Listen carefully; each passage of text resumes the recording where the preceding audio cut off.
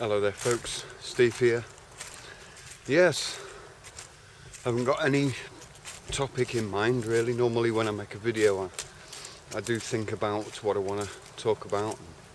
Here I've just started the camera and we're rolling. I thought I'd try and maybe just talk, you know, from everyday life, a bit of blogging, vlogging. I'm walking barefoot through the forest, it's quite cold. But I won't be wearing shoes till the snow or frost comes. Yeah, what else? I was ill for a couple of weeks. I don't usually talk much about my illnesses, but it does have a big effect. Just a flu really, you know, really bad chest. It started off with a bad chest and then stomach and everything. And I must have been like 2 weeks really struck with it, and I've still got the after effects of it, and yeah, that took it out of me, took the enthusiasm out of me as well. I stopped believing in all of the things, I stopped seeing the point in doing anything. But I'm used to that, I know that anyway. I've been through it a lot of times in my life where I've lost the enthusiasm. It comes back again, and it comes back in double force. You know, it can do. Thing was though, as I was getting better, you know, I trapped my thumb in a car door. I had to open the door to get my thumb out. Luckily it wasn't broken, but blimey heck, it really, as you can see, it's gone black. I was awake for 2 days with throbbing pain. And I never take any painkillers or anything. I don't take drugs at all. Not even aspirins.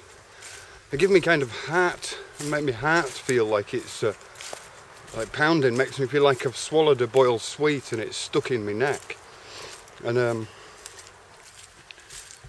you know, as soon as I swallow the thing, it feels like it hasn't gone down. Just half an aspirin even, you know, I just can't seem to take that chemical thing. So yeah, I had pain, didn't go to a doctor's or hospital or anything, don't usually bother about that stuff, you know. I get feelings about stuff, and actually when I trapped my thumb in the door, I didn't even think much about it. I just thought, you know, it couldn't have been avoided. Most often I'll think to myself, I'm just a stupid idiot. But this time, strangely enough, it was almost like all these different parallel dimensions went through my head. And it was like the one where I trapped my thumb was the only future available that didn't have another, you know, bad outcome. You know, something else bad happens in another dimension. And I just happened to get the best one, which was to trap my thumb. Might sound a little bit airy-fairy, but that's the feeling that came, you know. Usually I do something, I think, oh, you stupid idiot, you've just hurt yourself. Feel really foolish and embarrassed at myself. But, you know, this time it just felt so right. It felt like there was maybe a message in it. A message about pain, you know, how pain can really bring you down to size, or up to size. You know, I thought a lot about like the world and how we're all little people, just tiny little people all walking around in this big world. But there are no big minds really. You know, there's great thinkers and there's really intelligent people, but essentially we're all individuals, we're all single minds, all single brains. So, you know, there's no real reason to feel any smaller than anybody else on the planet, really. And pain, every man, woman and child goes through some form of pain. And you can't, you know, when we look at each other in pain, we can't really know what the pain feels like. The pain is not transferable like that. I can't just give you my pain. And so again, pain is just another thing where you can say, okay, every man has his pain, her pain. And I can only mutually understand that through going through pain myself as a human being. Any other human being or living thing must experience pain in a similar way.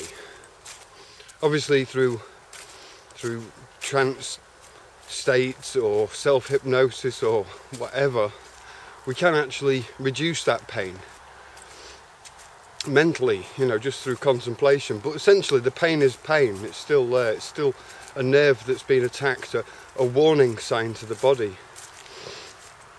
Usually I deal with pain by focusing right onto the centre of the pain and trying to send it some love and say it's okay, I see it needs healing, it needs help, it needs attention. So like if you got a thorn in the foot, the pain would stop you from just simply walking round on that foot the same and making the damage worse. So the pain is there as an indicator, and I think if you acknowledge the pain and focus in on the centre of it, send it some love and healing powers and just like let go of your own plans and stuff, I think that can definitely ease the pain or accelerate the healing process. But pain, it's just a difficult one, you know.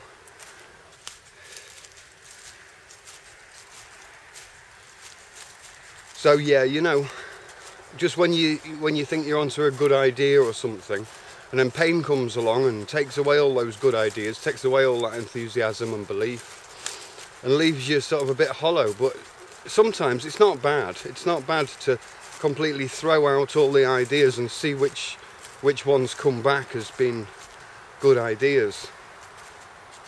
So that's what happened to me a little bit, I think, is through just being disempowered with illness and pain. Sounds pretty bad, doesn't it? You know, but being disempowered and having my thoughts and my inspiration and beliefs and ideas and structures and everything just taken away, you know, it does take away a lot of the rubbish as well. You know, maybe there's ideas or states of mind in there that are just not going to help in the future, not going to help unless they get sorted out.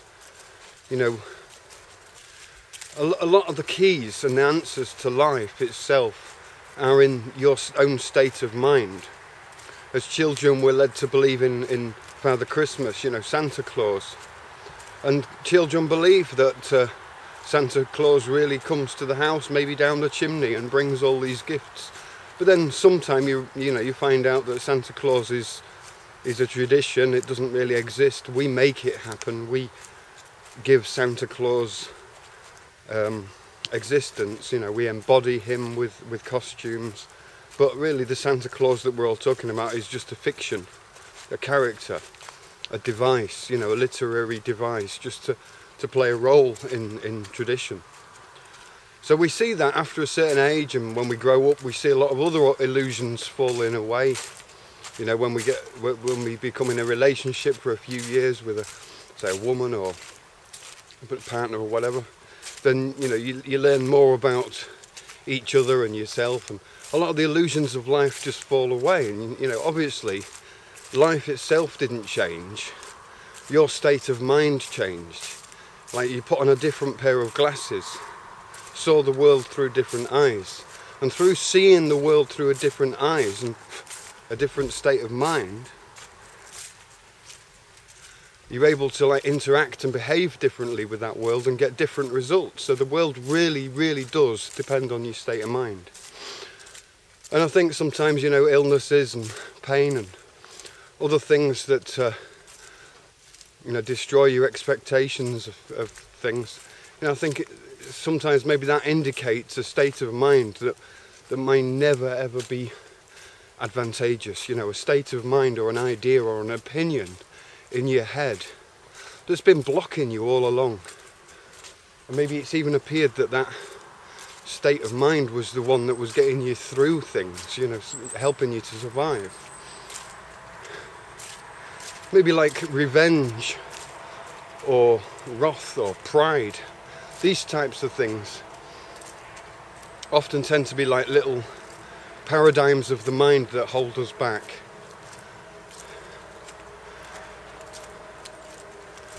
And now there's no external rules, you know, I'm not sort of enforcing anything on you, you know, it's up to you how you want to choose to see the world, how you want to interpret the world. There's no real laws about how you should interpret something or how you should see the world.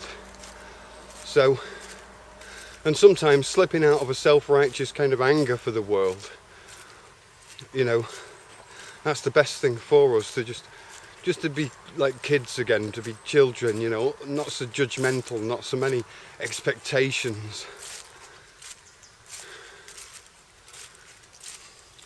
So yeah, I think basically, yeah, the message of this little video is just, you know, to have another new look at life, to have a new look at your own state of mind and work out where you are and what you're trying to do and what you like in life and stuff, and make sure there's no kind of little mental viruses, mental things in there that cause you all your life to take the wrong turn at the right moment, you know. Anyway, I'll leave it there. I might do another one, so I'll see you in the next video. Cheerio for now.